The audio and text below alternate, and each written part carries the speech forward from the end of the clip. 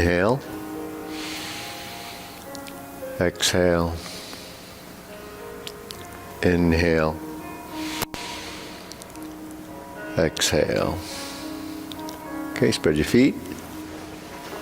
Turning 1, 2, 3, 4, 5, 6, 7, 8, 9, 10. 1, 2, 3, 4, 5, 6, 7, 8, 9, 10. 1, 2, 3, 4, 5, 6, 7, 8, 9.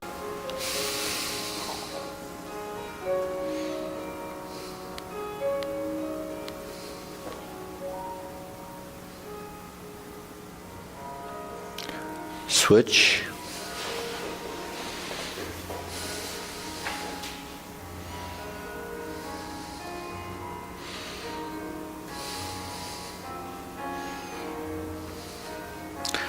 Switch.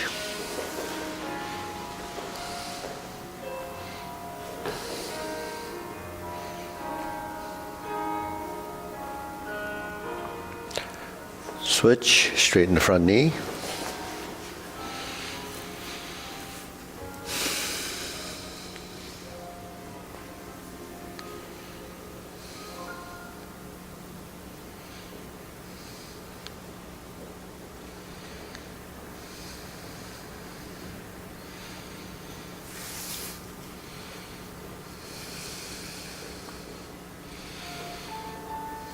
Okay, switch.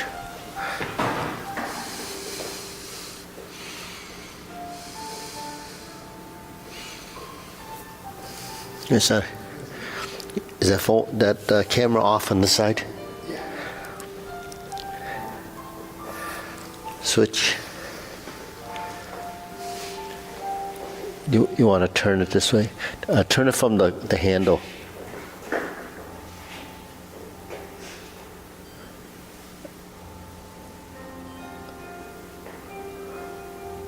Switch.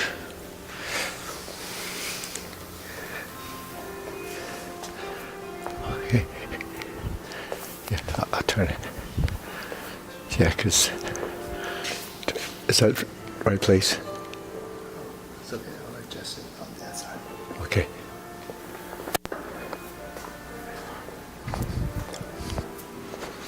Okay, Sana.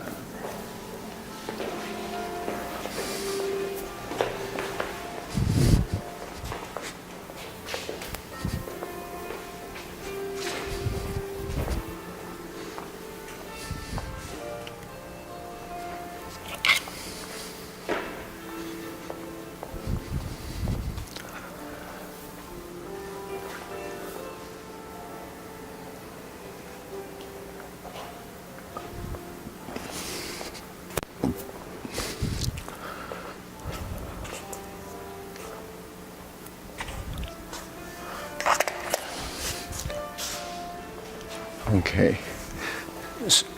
And shift from side to side when you're ready.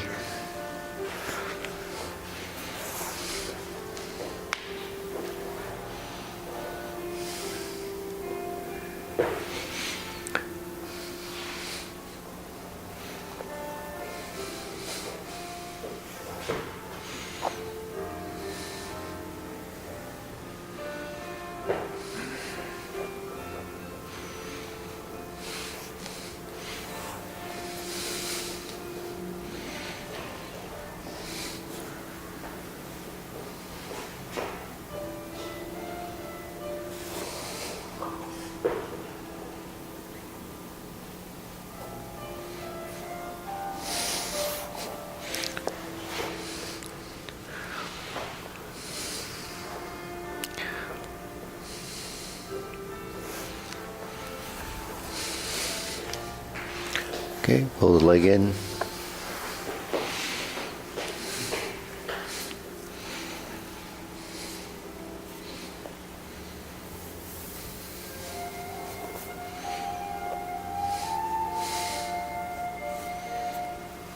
Okay, lower one knee.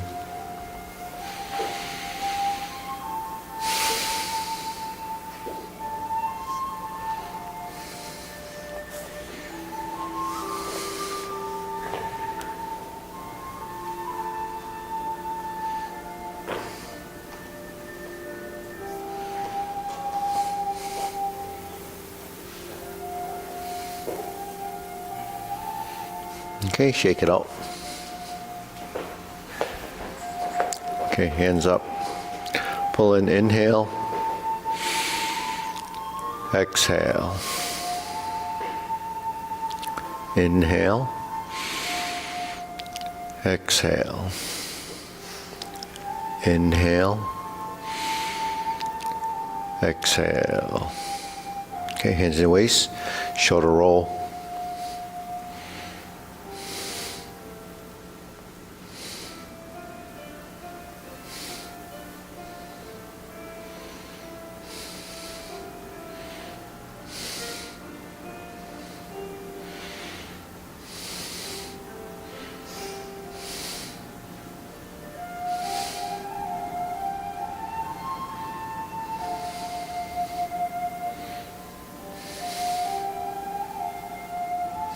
And reverse.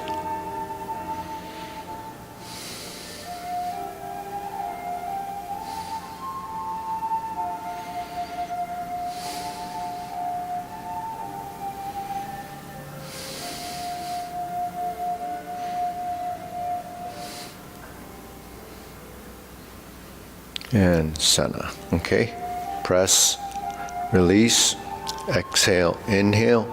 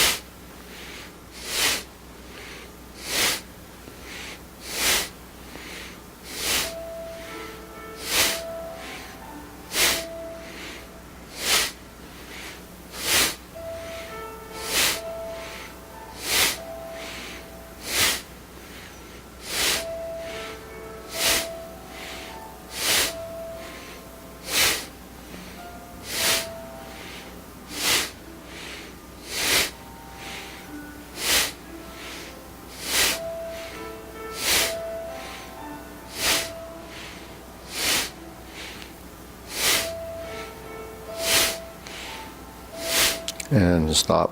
Hands up. Pull in, inhale. Exhale. Inhale. Exhale. Inhale. Exhale. Okay, wrists.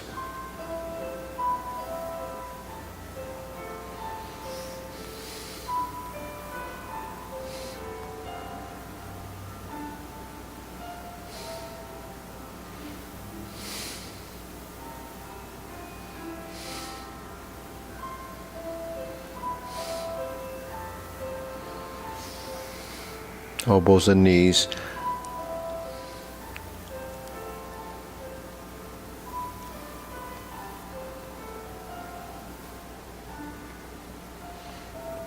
Okay, reverse. Okay, try to bend your knees when the elbows fold.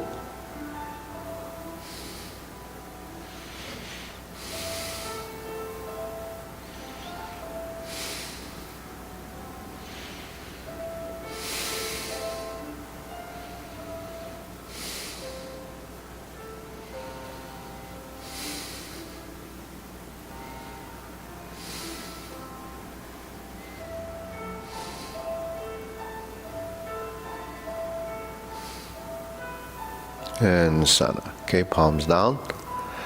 Bigger circle. 1, 2, 3. 1, 2, 3. 1, 2, 2, 3, 1, 2, 3, 1, 2, 3, 1, 2, 3, 1, 2, 3, 1, 2, 3, 1, 2, 3, 1, 2, and stop. Okay, shake it out. Side to sides.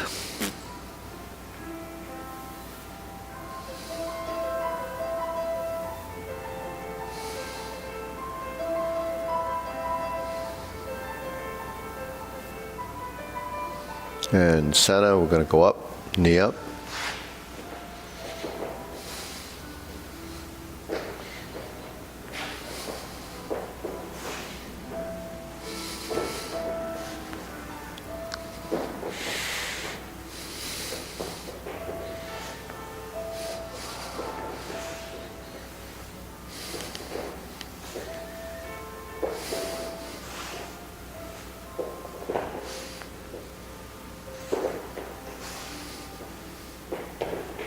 Okay, insert needle, right leg forward.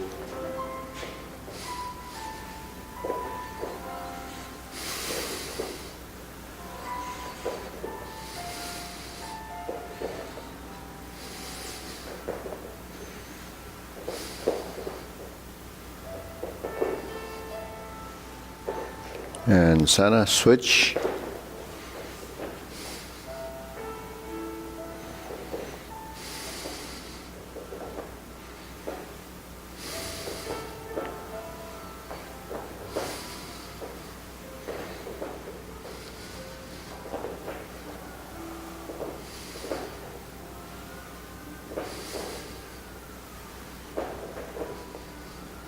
And center.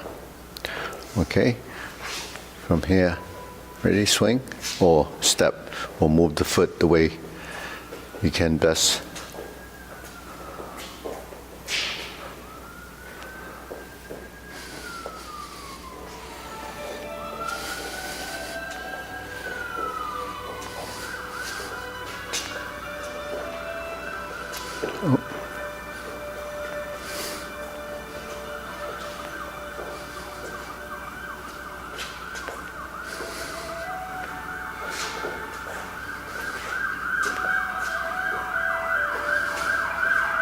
Okay, switch.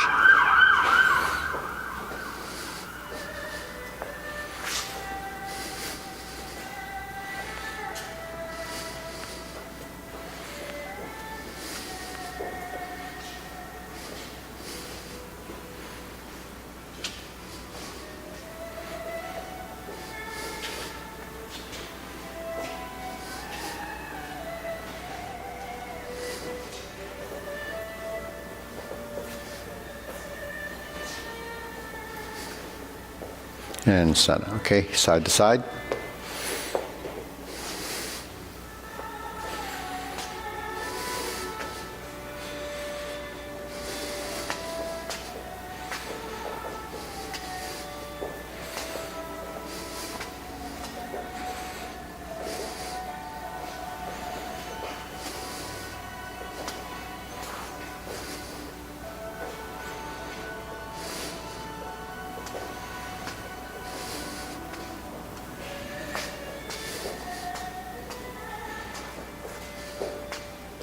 Switch.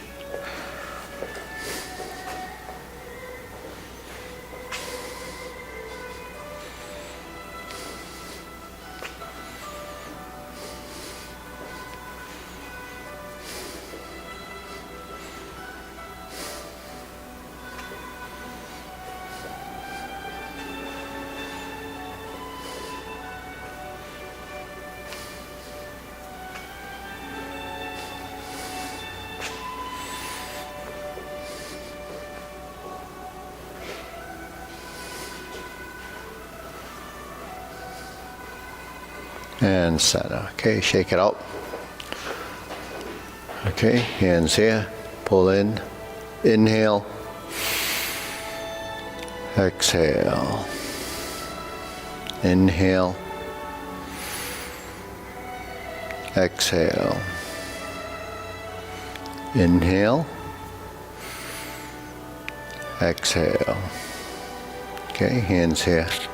Silk rilling.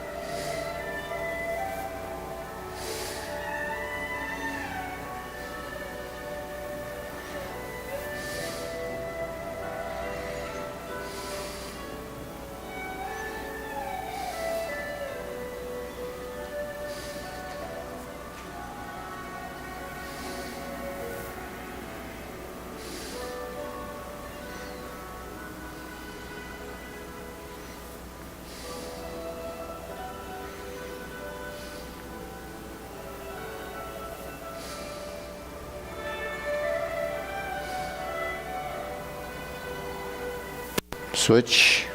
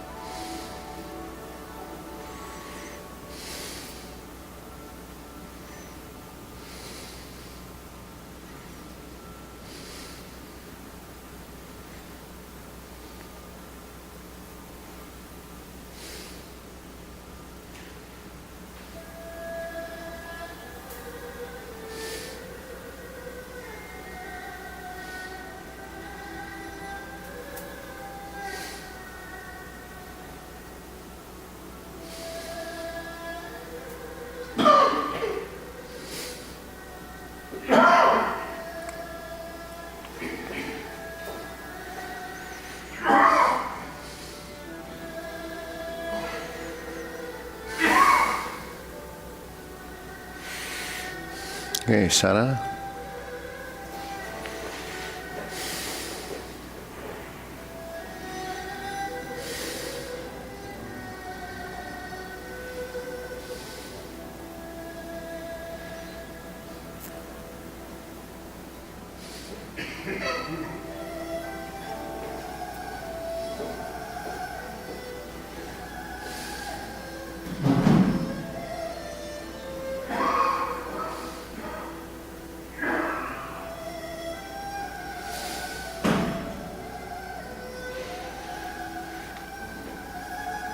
Switch.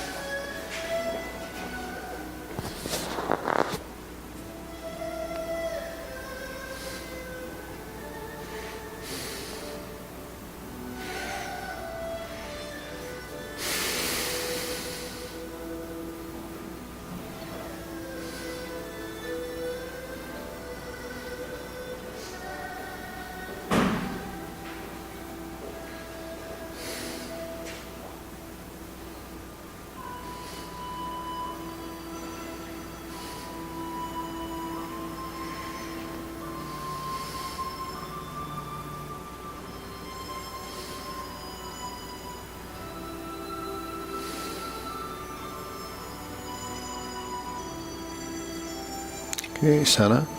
Feet parallel. Circular movements.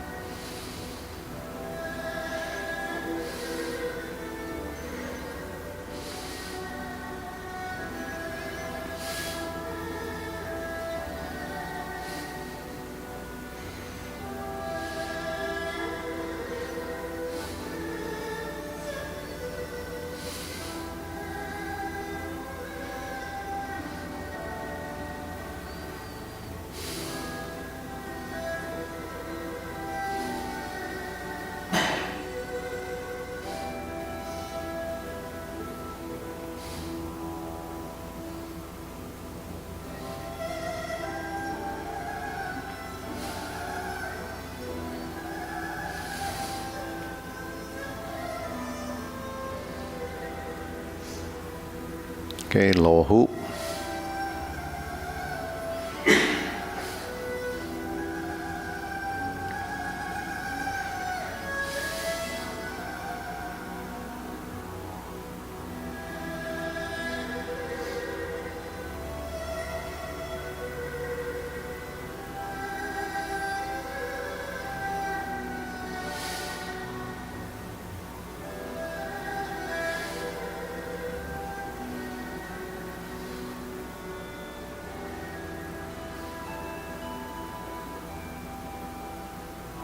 Shoulder height.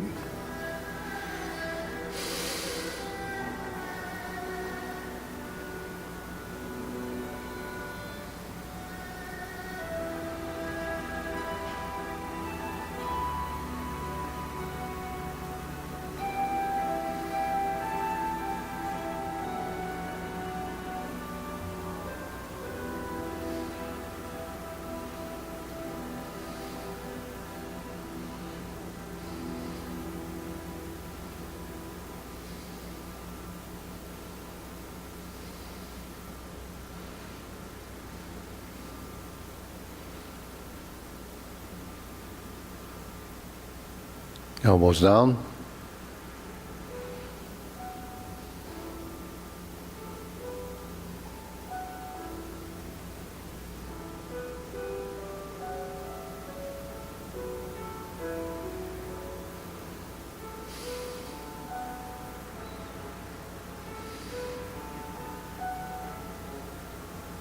Okay, lower, palms down.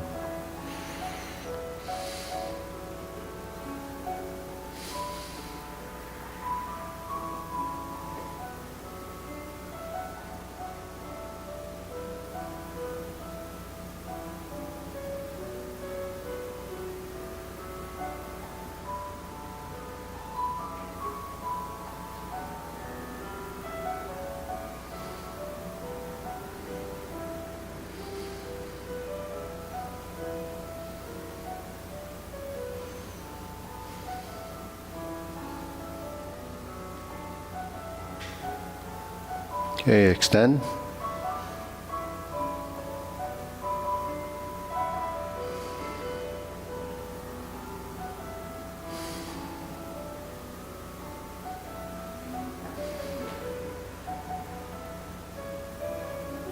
Okay, hands up, pull in, inhale,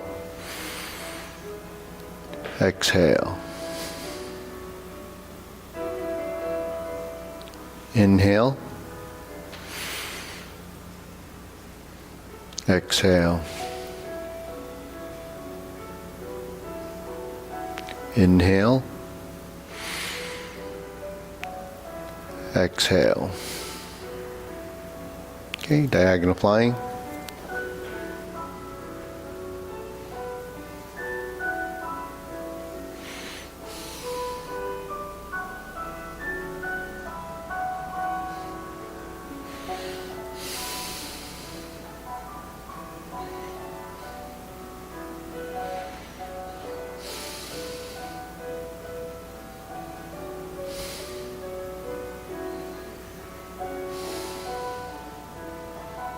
Okay, switch.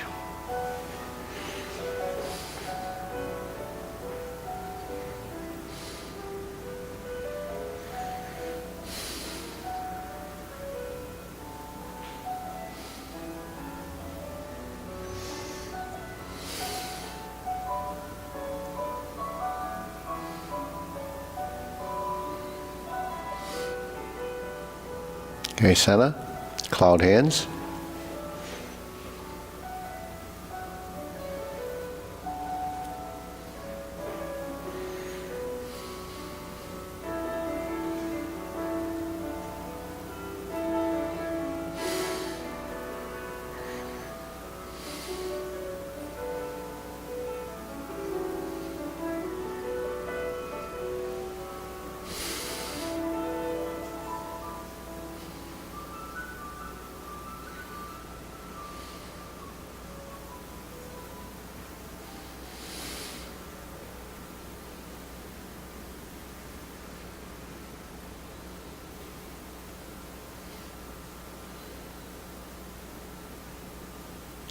Okay, center, palms down, lift up, carry target to the mountain.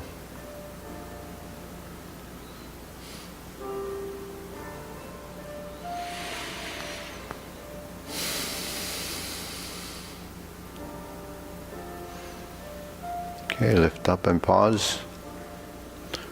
Okay, now this is toe heel pivot. So Roger, this is toe heel pivot. Toe, sit back and heel. Now we do leopard and tiger springs to mountain. We're here.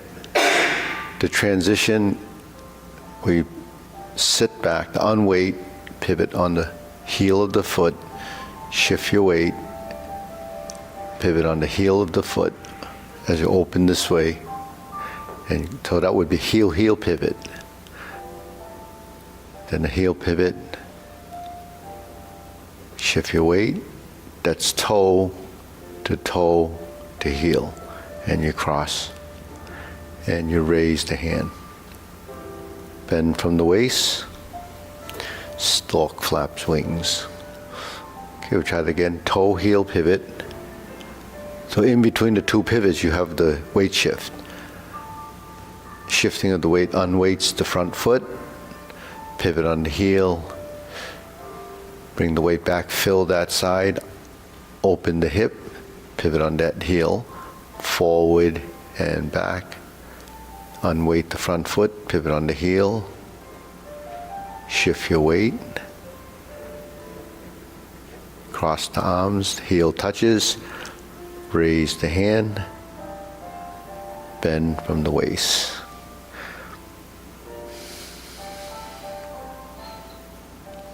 Okay, shift,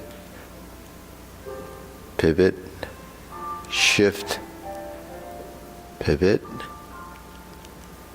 lower the elbows, sink the elbows, now push forward, square push, lean forward, sit back, pivot, heel pivot, go up, and back, pivot, shift, and cross. Raise the hand, bend from the waist, stalk flaps wings. Just do toe heel pivot, left side grasp the sparrow's tail, forward, back, forward. Hook your wrists, pivot 45 degrees this time. Bring the foot in, bring it out, toe, heel, heel pivot, single whip, palm side in, across and level, flip the hands over, bring the heel forward, bring the toe around, that's a heel pivot, and diagonal flying. Okay, so that's the footwork. Okay, deep breathing, inhale, exhale.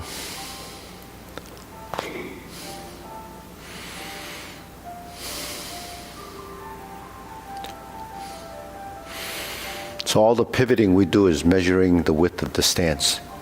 If we had our feet, say 1 foot width in between, and we pivot the feet, we can pivot one, we can pivot this one. Okay, so that's just a toe pivot, but you have to shift the weight. It minutely shifts this way, then you're free to turn. You go this way, it turns. Okay, so that's that pivoting. If we have our feet closer together, now this is a double pivot, but this is actually spreading the feet like this. So that would be kind of a double weighted, but you have to kind of, when you pivot like that, you have to kind of lift the body, right? Because lifting is unweighting. So it kind of gives you a little split second of, being weightless. So that's, what unweighting and weighting is. If you're a skier, you know that it's important to weight and unweight. And you can actually unweight on the way down. Because if you free fall and you go like that, the moment you're about to drop, you become weightless. That's when you can spin your feet or your skis if you were skiing. But if we go down like this, we can't actually shift, pivot until we shift. And then when we shift, so that's weighting and unweighting. So in Tai Chi, we try to avoid double weightedness. Double weighted is when your feet are solid on the ground and their weight is equal. Because when the weight is equal, you really can't move either one of the feet. So in single whip, when the feet are flared out, you say, well, isn't that double weighted? It is double weighted. You have both feet solid. But the transition to avoid the double weighted situation is that if I'm here and I shift my knee forward slightly on this side, then what ends up happening, you could feel if you're aware of the soles of your feet, that when I go like this, then the pressure goes to the ball of the feet. Depending on how much you shift, then this how much pressure goes there. On this side, it's on the heel. And then when you go like this, the opposite applies. So then you'll realize that the toe-heel relationship becomes how to avoid double weightedness. So what is toe-heel relationship to avoid double weighted? If you're in an empty stance like this, then my foot here is touching on the heel, right? That's what a Tai Chi empty stance is. It could be like this too. But when you're like this, you're sitting into this. Now, the ball of the foot or the toe area is where you would feel more pressure if the shin is going forward. If you're sitting up and you're kind of like this and the shin isn't dropping toward the front, then the pressure is going to be on the heel. Now this is heel. Then you become double weighted. So when you're in this position, you twist your hip like this, then the weight goes to the front foot. Now the weight here is on the heel, but it's very little, so you're not double weighted. If I flatten my foot, still no weight on the ball until I push off the toe, because initially it's sort of transitioning from the ball of the foot till you get to the front position. Then the heel goes down and the ball of the foot gets the pressure. So that becomes the relationship of toe-heel.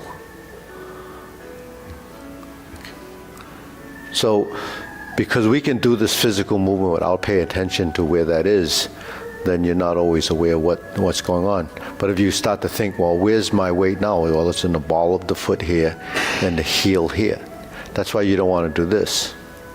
That happens if I want to make a step forward or shift my weight forward, like in the case of step up, shoulder width stance, then you would be a push off the back leg from the heel, the ball of foot to the heel.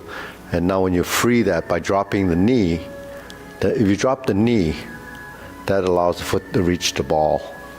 And then you transition forward as you shift the second time. Then when you pass through to here, you touch down with the toe and you plant the heel. So if the lower half has that control, then you can control the relation between the upper body and the lower body. So in other words, if we're here, this is stork flap swings. When I shift and I pivot and I shift and I pivot, then your elbows sink and relax. So when we're here sinking, the elbow and relax the shoulder does this. So we sink the elbow, one merges to the forearm as this hand does that. So when we turn, my body is like this. And then when I turn, it ends up pivoting like that. So that timing between the sinking of the elbow, the rotation of the feet, become the hands and legs will end at the same time. See, because the final position is going to be this. So that would be here. But from the transition side, you're like this. But look at the body. So the intent of the movement changes. When I'm here, then this elbow is starting to drop. Then when I continue shifting back, then this elbow is starting to drop. Then by the time I get to here, that would have synchronized and merged. So you see how complicated the transition can be. So your body is moving, and that's a relationship. Because when I'm here and I start to shift, that's what the synaptual relationship is in building brain plasticity. Because to do this, it's pretty easy. To do this, it's a little bit more complicated because the body brings in a torso. When you shift like this, then all of these things are happening. So what does it take to get that to happen? It takes an understanding in the body. The body has to understand what it has to do in timing to get each one of these and how much strength you need. It's all regulated and detected by that program that you're building in there, and then the sensory system realizing that this is what has to happen. So all you're doing is this, right? You're up here, you bring the hands together, that's all. But that's bringing your palms together. But how did the forearm respond? How did the elbow drop if the shoulder didn't pivot? So the shoulder pivots, then it creates a total response in the rest of it because it's a function of. So this dropping becomes passive, active movement. The active in dropping my elbow, passive is that this is going to rotate and spin, see? So that's what sink the elbow, relax the shoulder means. So when we're here and we shift, the timing for each position, then you finalize, right? And then you would do your brush knee, whatever follows that. So Roger said, well, how come you haven't told me this before? It's because I've told you this before about the feet, because remember day one when we did this? So this is 1, 2, 3, 4. You shift, you pivot, you plant, you shift, you pivot, you plant. That's how, but you won't understand that day one. You're just looking at the feet going, well, it does this and does this. And then sometimes it's like that, but we don't do that. We pivot. We pivot because the ground is where you have sensitivity and feeling. Then you know where you are. When I go like this, there's a point I don't know where I am because my foot left the ground, right? So you don't want to be doing it like this. You want to be pivoting, shift, pivoting, so you don't leave the ground until you step through. When you step through and you toe out, then you actually, my void is here, my weakness is here. I'm going to tip in there. So how do you avoid that? You have to turn your spine to do this. Then when you're here, and then you turn to here. To get this foot there, I have to turn my hips, and then the foot will go, or I turn it like this. But normally, if you go to here and you put the foot out, it's going to be like that, right? So that's what happens when you open the form and you pivot and you step. You go forward. Here we kick the heel out to get the parallel stance, and then we're here. Now if I go like this and I don't move my hip, then I'm here. That's where the grassy sparrow's tail will end up. But to make the 90 transition, you have to turn to here. And when this comes in, you can go straight. Now if you wanted to step pass through, then it would be an arc. And then you go to grasp the sparrow's tail. Now what's a little bit more complicated or control is that when you're here and your foot goes out, then the foot is just moving out because my hip is turning.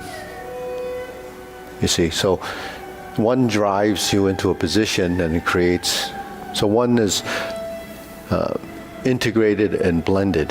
That becomes how your leg is going to move from here to there without going like this, because that's square, right? So then you go to center and you go forward. So that's how much control we need to have good footwork. Well, good footwork comes from understanding and transitioning and having your legs strong enough to when it sits and turns that When I turn there, you see the knee shifts like this. And it seems like it's misaligned with the toe a little bit because you want more pressure here. Then when you come in and you're here, if I want to lower my foot, then I push off the leg. You feel the transition between the sole of your foot, the toe to heel. But you can't get that feeling if your feet and your shins and the rest of the legs are using a little bit too much strength or the wrong strength, because that's where the cycle stops. So the continuity goes through the body, as a sequential event. It's a ripple goes through the body from the hand, and then it turns. When you turn, the energy of that motion becomes that. So when you're here, you sink and you push forward, you sink and it goes back. See? So that's regulated by your knee. So whenever you sink or you make a transition, you have to release that knee. We can shift the weight like this. That's what we do when we do this, to get the hip. But then when you shift and sink, or you shift and pivot, and then go this way and then go this way, all of that has become another dimension of space. So to really improve the Tai Chi, all that stuff has to happen. And you wonder why, you can't get the continuity, because it's really broken with the tension in the parts of the body that don't move correctly. So it's a struggle, but that's all we do. To learn how to move. We've been here. We go up and out, close and down. Your body will respond directionally. Because when we lift, you're lifting from the back. When we settle, you're opening, the torso spreading, and then it closes again, and then it closes down, and then opens. So that's when your torso comes into play as the body, waist, and stance. So the body is that body. The waist is the turd. But the waist is, it's actually multi-dimensional too. It's not just for folding like this and turning like this. It could fold and turn. Like in stork flap swings, when we bend, then we turn, and then we go up, and then we're back here. Now if you lift up and you bend, then the weight actually goes down, and then if you don't want to be, if your weight is on the balls of your feet, then you would go like this, and then you start to tip over, right? If you both heel, well, you have it on your heels, then you bend forward, but then you fall backwards, right? Why don't you go either way? Is because when you go up and you bend, you're minutely going down on this side, and this is the heel, and then this side actually becomes weightless, and you turn like this, then you shift. Then your feet will control what happens to get back to center. So when you bend and you turn, there is a relationship here. As I turn, then when I lift, weight is on the heel, then it comes back, then you transition. See? So you can feel that when you turn, that your feet are not actually completely stiff. So that's just that movement. So we do this on both sides. You pick up this hand, on the way up, you're already creating that shape. If you do it like this, then it becomes a broken movement. So that's, all the transition stuff. Okay, ready? So go through the short form. So you have to build it into it eventually. Okay, ready? Begin.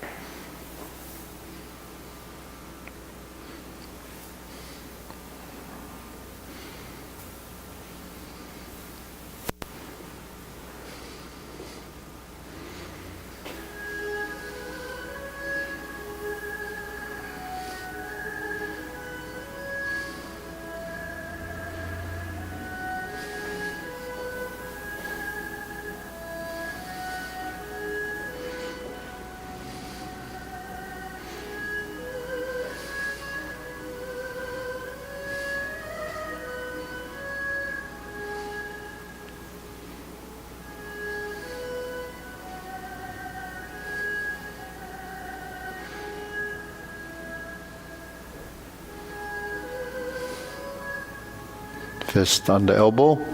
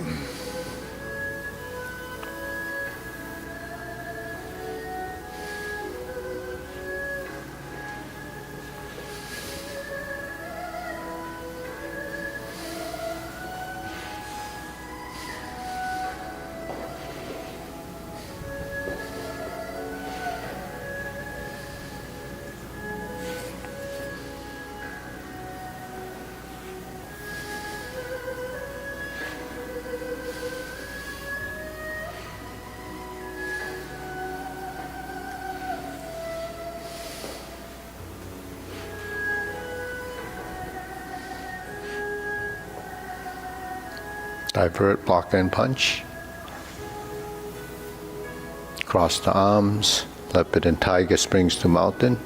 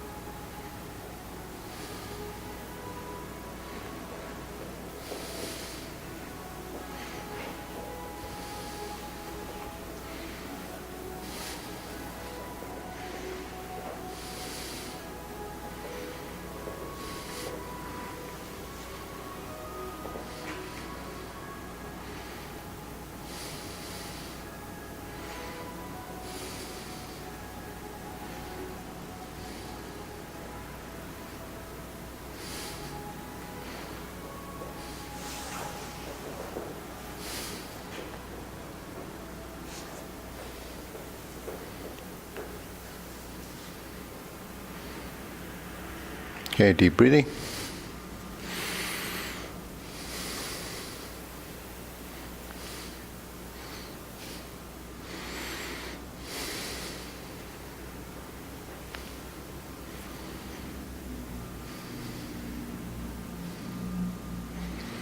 So all these fundamental exercises that we do is just reinforcing all the movements we have in the form. Lots of teachers have the saying, my teachers say the same thing.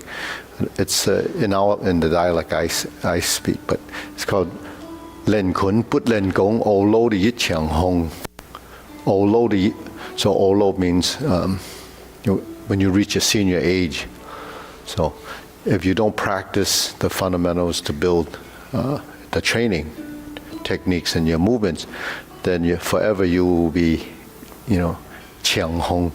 I'm not sure if they mean that you will be empty inside. Your form will be empty. Doesn't have any sort of depth of knowledge, or you haven't digested it. If it's the same chiang as your intestines, I'm not sure if it's that same character, but it means when you practice something like this, you have to practice the basic fundamentals, like the scales in music, to get to a more advanced level or to create the deeper understanding.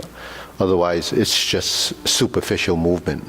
So without this training, which is the most critical part, the fundamental drills, the patterns, the shifting of the weight, which way you go, those are the critical things that you can discover through the small pieces that you're working on. That could be isolated, could be combining some, could be building postures, could be just practicing the form. But just practicing the form without actually any supplemental exercises like this is very hard to develop, because you don't do it with enough consciousness on the whole body the same way. But you have to discover it through the little bits and pieces. And that's the only way you can actually progress to a deeper understanding, not just the way it looks. Because you can make things look, great, but only the audience can appreciate the aesthetics of those movements. But a trained audience would say that it would be just empty movement unless they see what they expect from it. So that's what traditional arts teach you, is that self-cultivation and the depth of knowledge that you can get from, a simple thing like this. When you just do a simple thing like that, it's sink the elbow relaxer, but you can go like this. Elbows could drift out. You might not connect the hand and the legs together and then get an alignment of your skeleton. When you find your center, you can go from here and then you can go from here. That would be initially how you learn it, but when you go from here and you sink and then you turn, then you create that motion that has multi-dimensional changes. You have this, and this is fairly flat. You have this, and this is a turn. You have this, and you sink. And when you're sinking, just like any of the other movements, when this changes, everything is changed. Your hand is not just one clump. It's actually moving. Because the moving here and here is really the difference between how the structural integrity of position changes, because everything that's up here is tied through here, and then it's directed from here. So how you direct the movement like this then creates the ward off the pung energy, the half round. The way I'm doing, I have to turn like this in order to stroke down here and then push. So there's a lot of, experience that your body has to go through over time to understand how to create that transition. So that's the end goal, but that takes, numerous years of practice. So next year is 2024, so, you have a few more days before to finish this year. Okay, let's do the long form. Okay, ready? Roger, you can stay. You can stand in the middle. Mine is not here, so we'll do it till you're ready to go, and then. I can do part 1 and part 2. Okay, you got it. Okay, ready? Start with your feet parallel. So now you have to fix that now. Roger, your feet, see, they're like that. Yeah. Yeah, parallel. Yeah. Turn the feet in more, so they're parallel. Yeah. So this was a month ago. This is today. Okay.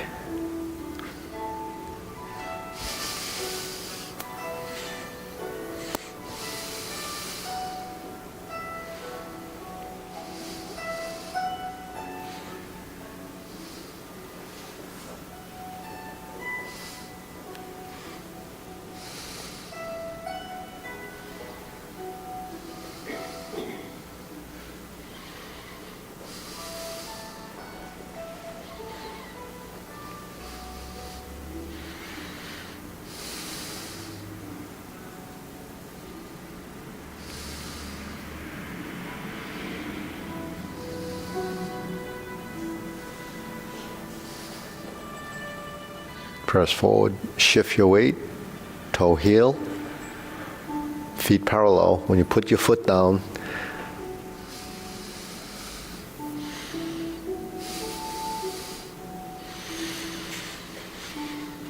brush knee 4 times.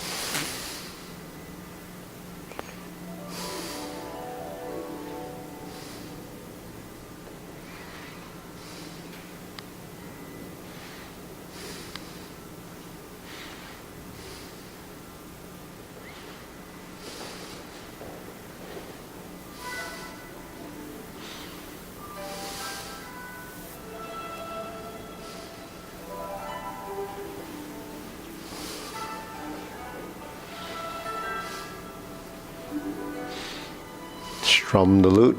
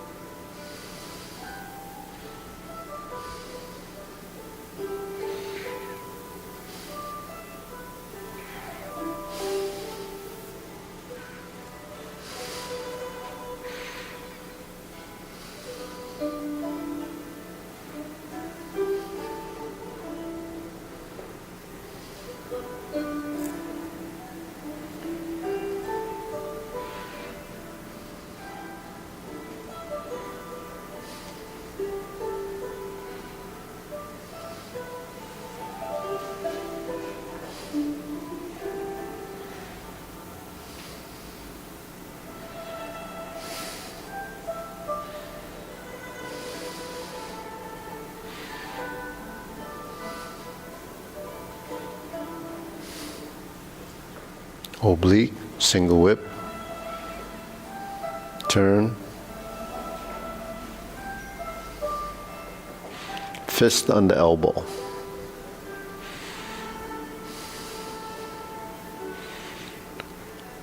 Repulse the monkey.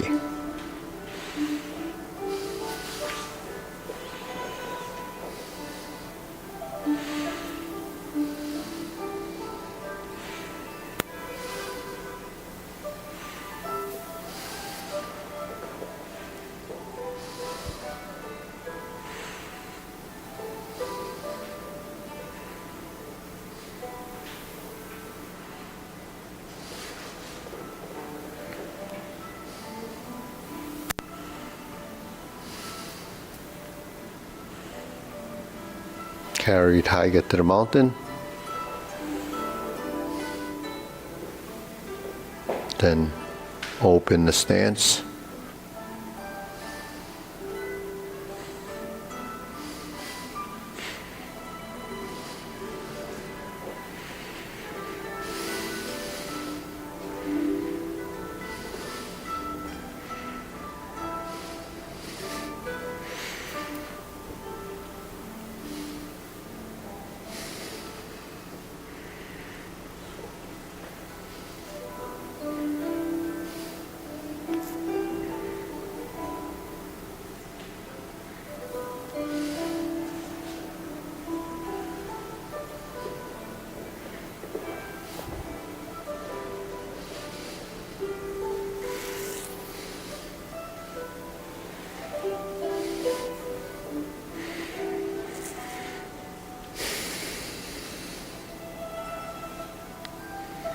Step backwards, retreat, form the fist, divert, block, and punch.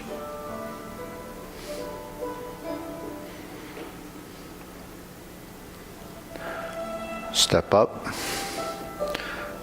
grasp the sparrow's tail.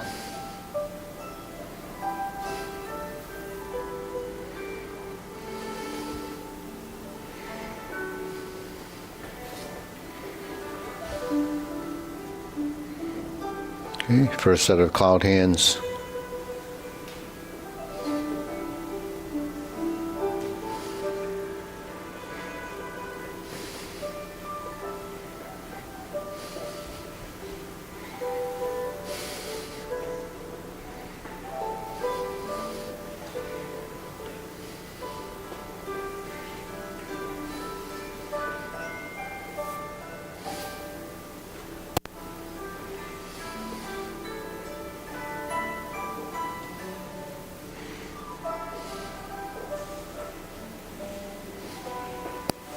Set it up. First instep kick.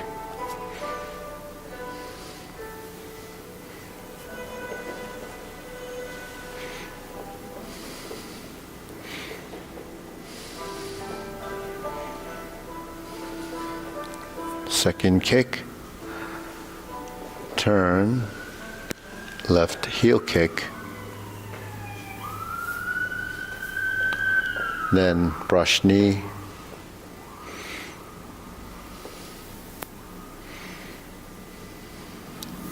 Brush knee left push.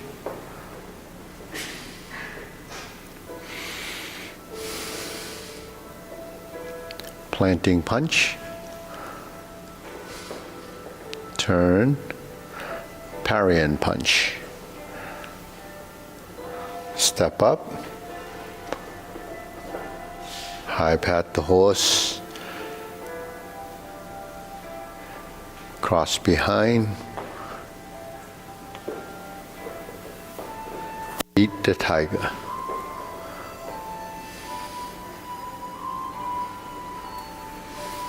Beat the tiger to the rear. Clench your fists. Lower hoop. Cross the forearm. Level the shoulders. Right heel kick. 2 punches to the ear. Flip your hands over. Parting leg.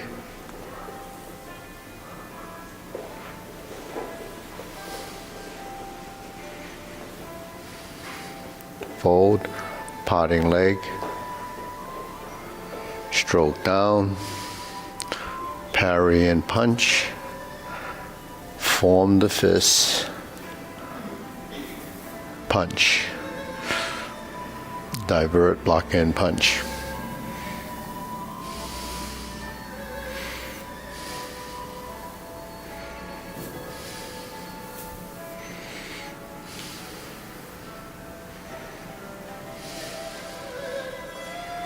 Carry tiger to the mountain.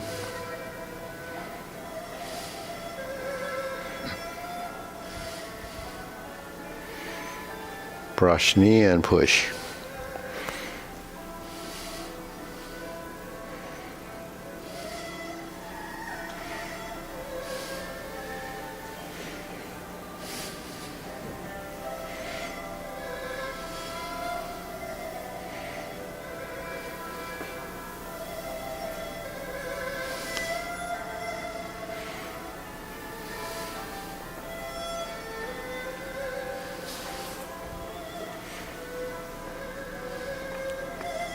Okay, we'll hold the ball and reverse the ball. Part the horse's mane. This we do it 5 times. 2 on the right, then the left, and then 2 more on the right.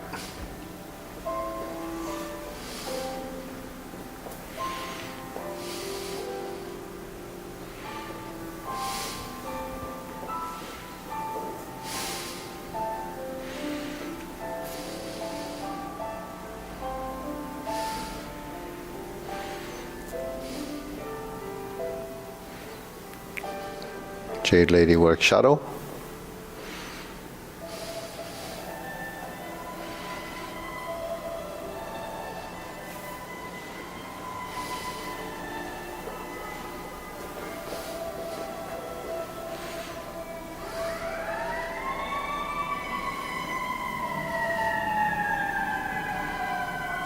Part the horse's mane.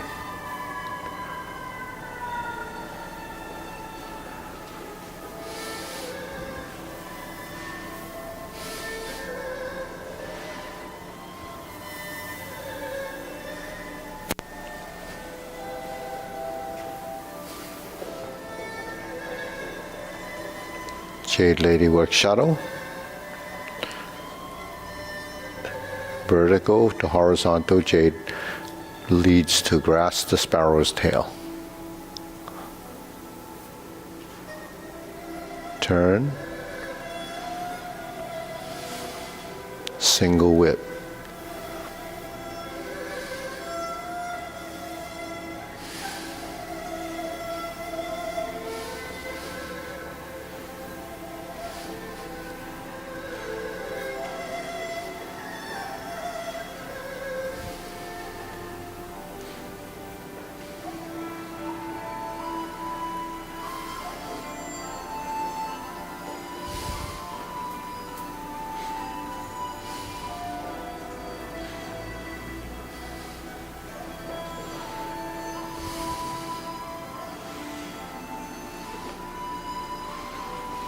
Okay, downward posture.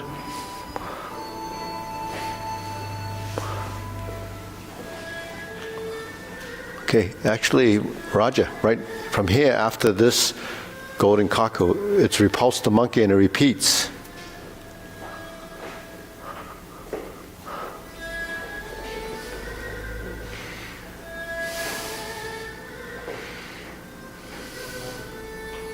Yeah.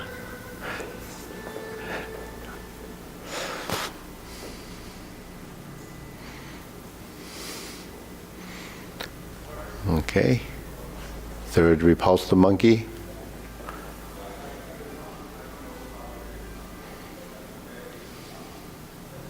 Lower. This is carry tiger to the mountain. Open the stance. Spiral down. Diagonal flying. Step up. Just a repeat.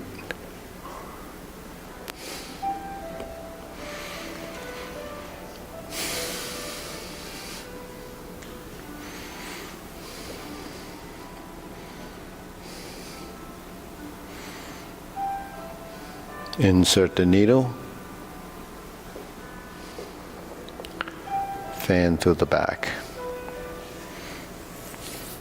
turn, stroke down, parry and punch. Okay, form the fist and step up, punch, divert, block, and punch. Cross the arms, step up, grasp the sparrow's tail.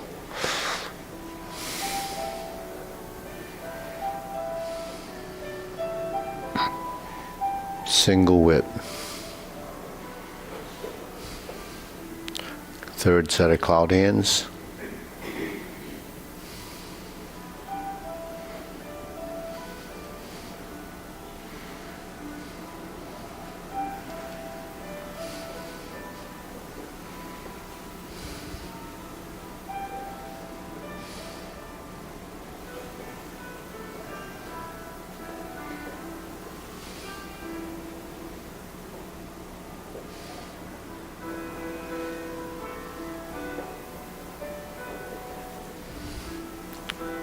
Okay, set up, but palm strikes face.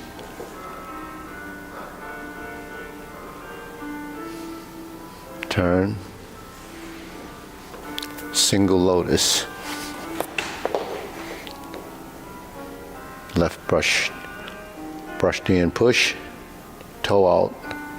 Step up. Punch down the crotch. Toe out, step up, grasp the sparrow's tail.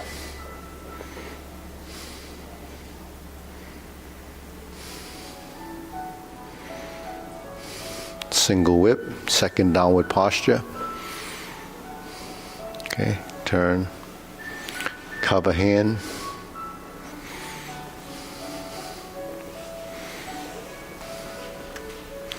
Step up, 7 star.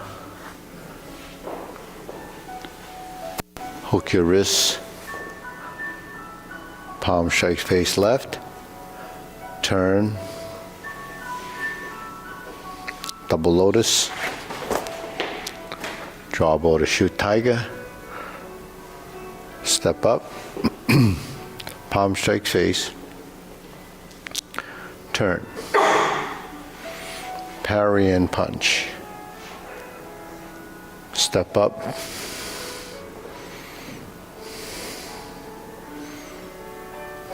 step up,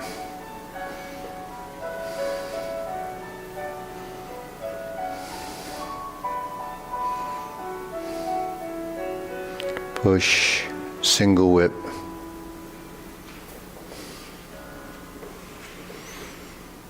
hold the ball, flip it over, reverse the ball.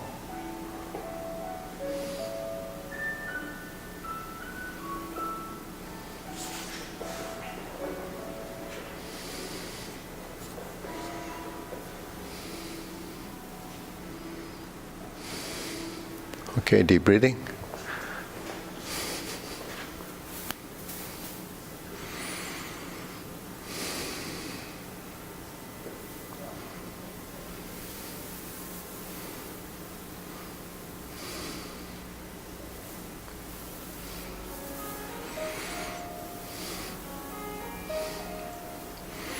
So the fundamentals that we do, we call it, it's training. It's called, they call Len Gong Le, or Len Gong Li. Gong Le is something like you build over time the strategies and the understanding of the type of strength you're using. So what ends up happening is, because we're creatures of habit, your body evolves and it starts doing things a certain way, and then it ends up being those same strategies you develop from discovery in the exercises end up being part of how you move in your form. So why it's so important is because back in the day when people learned Tai Chi, you just learned the form. And then the teachers, if they want to help you improve, they said, okay, go home and do this. Go home and do this. Go home and do those little exercises, how to reinforce what you didn't know was there. So that's, it's a student that studied a long time or got to a point where they needed help to improve. But, approach we have is you learn that from the beginning. And it looks like the exercise of calisthenics. You say, why do I need to do this if I'm going to learn Tai Chi?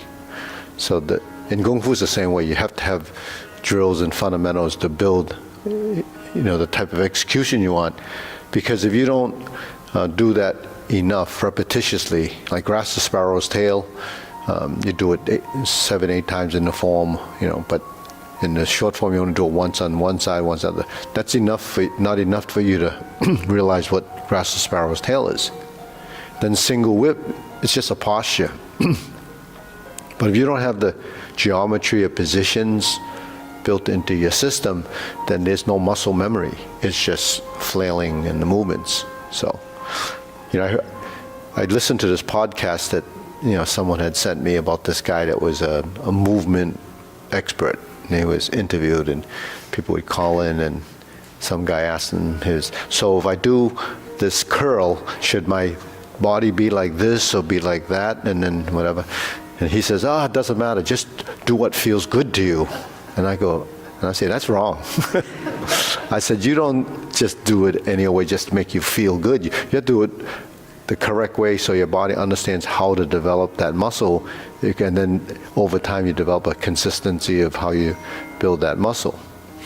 But the thing is, there's a lot of training exercises teach you to change either the weight or the number of repetitions or so forth to trick your muscles so that they'll continue to develop. And as they get stronger, it adapts. But the thing with that is, it's adapting for that and you keep building for strength, but that doesn't teach you the difference between what we do in Tai Chi. We want to learn to not use strength. So we start with the idea of not using strength, and then you build the correct motion, and then through integration of your body becomes more efficient and you can use the proper strength, including the proper use of your joints, your angular positions. So if you just do anything randomly for the sake of doing it, then you're just going through the motions and it's more confusing than anything. But it's not long lasting. You really can't learn something and train like that to be, somewhat, good at it or advanced. Because not everyone wants to be a master or a teacher, but if you enjoy it, then you want to see what else there is, what's hidden in that. So that's why when we do these drills, it's important, to build those patterns. And another reason why I said, because I had a student a person that visited and wanted to do a specific form that she had learned when she was in school. And so then she tried one of our classes. She said, I don't want to do those exercises. I just want to do the form. I want my form corrected. But if you do the exercise, your form will start to correct. But without, that's a lack of understanding of what you think the form is. The form is just a shell of movements. You can't actually, that's just becomes something you run through. You can't evolve when the body's confused. But in your mind, you think that it's better, but it's, structurally not good. Structural integrity has to do with when you're in your positions, how is your musculature creating that position so that it has a certain amount of strength. So this position could be like this, it could be like this, it could be like this, it could be like this. So that's why you have to find that position, because this is what's important, what's on the outside of the ring. So that ring is what creates the strength in the position. And this ring is actually a strong geometric shape, because when your hands are like this, when your arms are like this, this shape is where you have to have a little bit of energy there. And that's what sustains that position. And you learn to do that over time without a lot of strength. So that's why we hold like that. And that's why we do this exercise without moving the arms. Because when you have this position, and we're like this, and we don't move the arms, then when you turn, then you have structure, integrity, position. If you're like this, then it's disconnected from your body. And if it's disconnected from the body, when I go like this, actually, the force is coming from the ground and the root, right? Because if I go like this and Mara pushes, the strength is here. But actually, it's only on this leg. Because when she pushes, I can do it. I can do it. I know I can do it.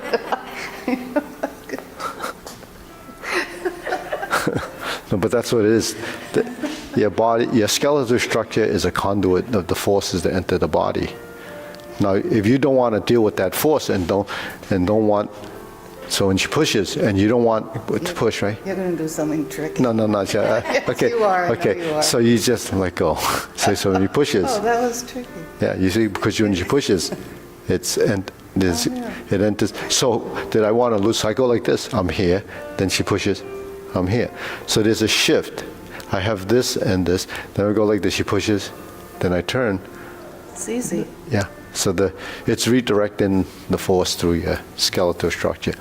So that's why when we do positions or we have it like this, you begin to understand the type of strength. And then when there's something applied, that when you do the pushing hands, then the force changes based on, the opponent's movements, and then you have to modify your position to maintain structural integrity.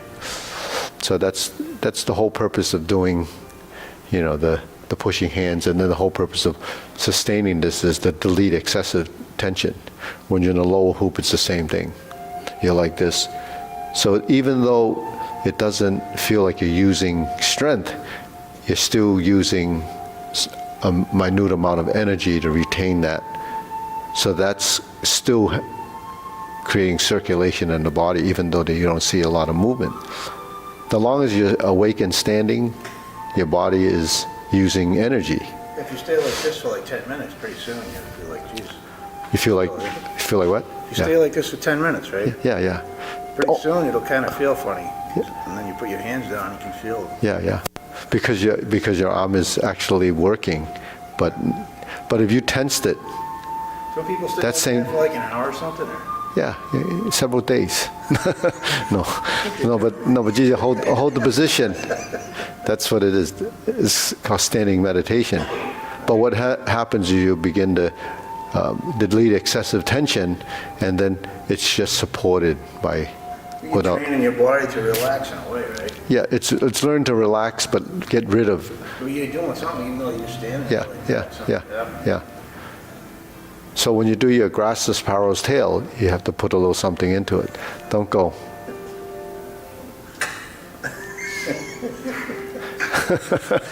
You have to. You won that. You have to put something into direct it.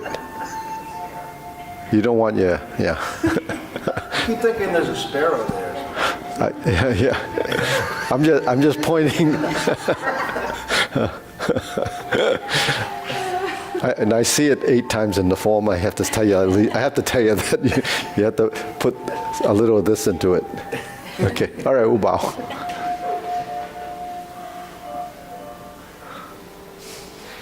Otherwise, you'll say, "Why didn't you tell me?"